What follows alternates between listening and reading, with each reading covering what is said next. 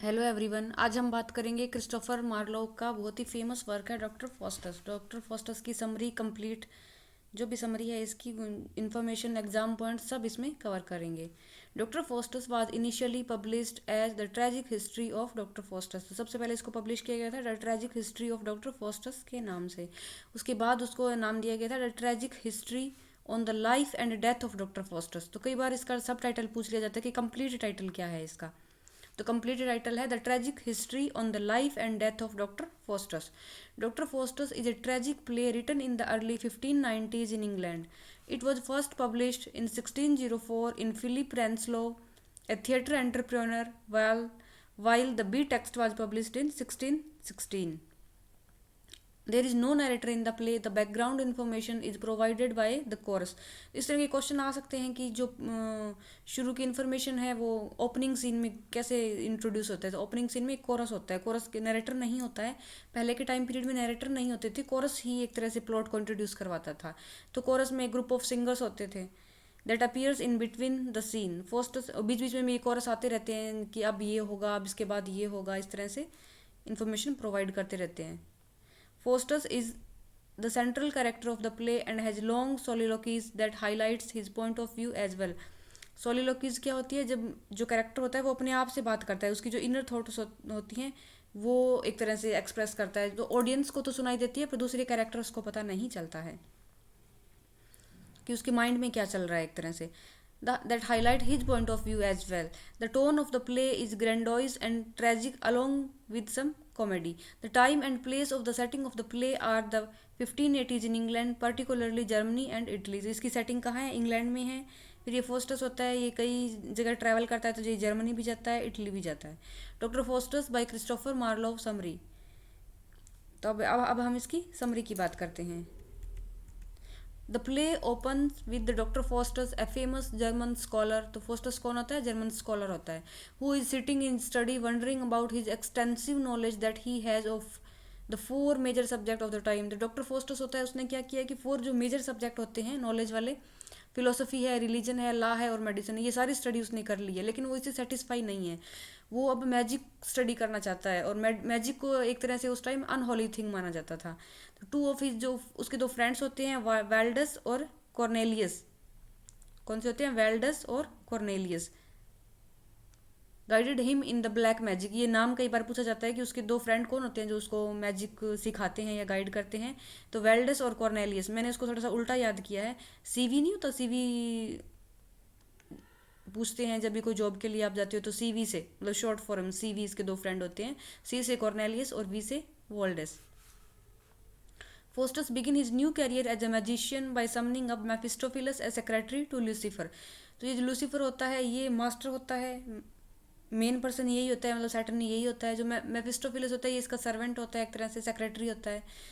तो जब ये मैजिक सीख रहा होता है ये अपने फ्रेंड से, तो वो जाप जूप करते हैं मैजिक मंत्र का जैसे, तो उससे ये मेफिस्टोफिलस एक तरह से अपीयर होता है। तो ये इसको बोलता है कि तुम अपने मास्टर से एक डील करके आओ कि तुम मुझे 24 ईयर्स दो पूरी पावर, और उसके बदले में मैं अपनी सोल एक्सचेंज करूँगा। तो जो ये मेफिस्टोफिलस होता है ये लूसीफर के पास जाता है, उसको ये डील बताता है, और जो लूसीफर होता है वो इस डील को एक्सेप्ट कर लेता है। टू एंजल्स होती हैं, गुड एंजल और बैड इविल एंजल या बैड एंजल कह सकते हो आप। तो वो अपीयर होती है। गुड एंजल डॉक्टर फोस्टस को कन्विंस करती है कि वो अनहोली मैजिक है, उसको परस्यू ना करे। बट जो इविल एंजल होती है वो इसको एनकरेज करती है कि इसके तो बहुत फ़ायदे हैं, इसे तुम ये प्लेजर ले सकते हो, वो प्लेजर ले सकते हो, इस तरह से ट्रिक्स कर सकते हो, लाइफ को बहुत पावरफुल बना सकते हो। तो गुड और बैड एंजल अपनी अपनी तरह से दोनों फोस्टस को कन्विंस करती हैं। In the meantime Foster servant Wagner picks up some magic tricks. तो जो इसका सर्वेंट होता है वैगनर, वो भी कुछ ट्रिक्स सीख जाता है थोड़ी थोड़ी, और ये भी एक तरह से अप्लाई करता है रॉबिन को अपना सर्वेंट बनाने के लिए। तो ये कॉमिक सीन होता है इसमें। Mephistopheles comes back to Faustus and tells him of Lucifer's approval for his offer. तो एक तरह से वो वापस आता है लूसीफर को डील बता के, तो वो एक्सेप्ट कर लेता है, बताता है कि ठीक है, उसके मास्टर को वो डील पसंद है। तो वो डील को कैसे फाइनल करते हैं कि फोस्टस के हाथ पे लिख देते हैं होमोफ्यूज, मतलब लैटिन में होता है ओमेन फ्लाई। एक तरह से ये साइन ही होता है कि डील पक्की हो गई है। Faustus once more has a second thought, but Mephistopheles changes his mind by imparting rich gifts on him. तो फोस्टस के मन में एक सेकंड थॉट आती है कि मैंने सही किया या गलत किया, तो वो जो मेफिस्टोफिलस होता है वो इसको बहुत सारे गिफ्ट देता है, उसका जो ध्यान है वो डाइवर्ट करने के लिए। Faustus receive a book from Mephistopheles to learn different spells. Faustus later asks questions about Mephistopheles, about nature and the world that Mephistopheles answer.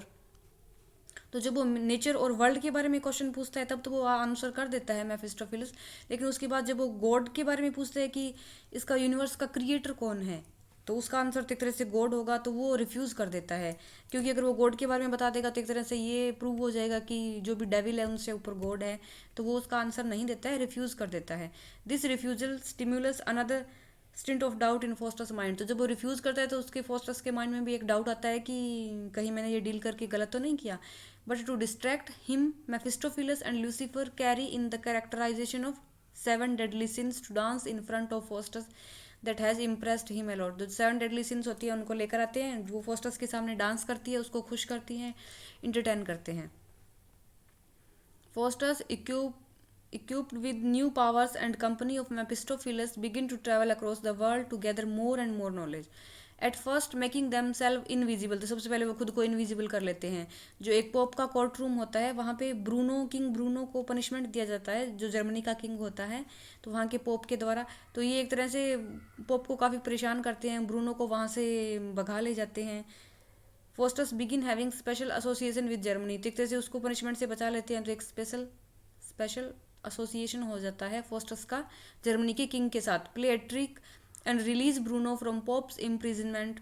Afterwards he interprets Pope's meal by stealing food from him and boxing his ear. तो एक तरह से वो invisible होकर काफ़ी परेशान करता है पोप को। After this mischievous incident he goes to Europe. His fame was spreading across the world like a fire in the forest. तो इसकी फेम बहुत, जैसे फॉरेस्ट में फायर फैलती है वैसे फैलती जा रही थी। Eventually he gets an invitation from the emperor of Germany, Charles fifth थे ये।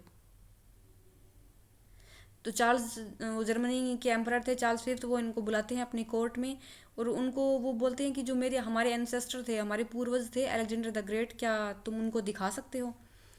तो फोस्टस बोलता है कि उनको सामने ला के खड़ा करना तो इम्पॉसिबल है, बट उनकी एक शेडो या इमेज मैं आपको दिखा सकता हूँ, आप उसको टच नहीं करना क्योंकि वो सिर्फ एक उनकी शेडो होगी। तो जो चार्ल्स होते हैं, चार्ल्स फिफ्थ, तो वो एक तरह से शेडो को देख के काफ़ी खुश हो जाते हैं, बहुत उससे इम्प्रेस हो जाते हैं। एक नाइट होता है, वो एक तरह से टॉन्ट करता है फोस्टस पे, उसके टॉन्ट से फोस्टस एंग्री हो जाता है और उसके सिर पे एक तरह से सींग उगा देता है। In the meantime, Robin, Wagner's servant, along with his friend Raph, learns some spells and summons Mephistopheles by chance. तो ये जो रॉबिन वो सर्वेंट होता है, वैगनर और ये छोटे मोटे जो भी कैरेक्टर होते हैं, ये एक तरह से मैजिक का वो जाप करके मेफिस्टोफिलस को बुला लेते हैं। तो ये देखकर वो काफ़ी एंग्री हो जाता है और उनको एनिमल बना देता है। Faustus continue with his travel where he come across a horse Corsair.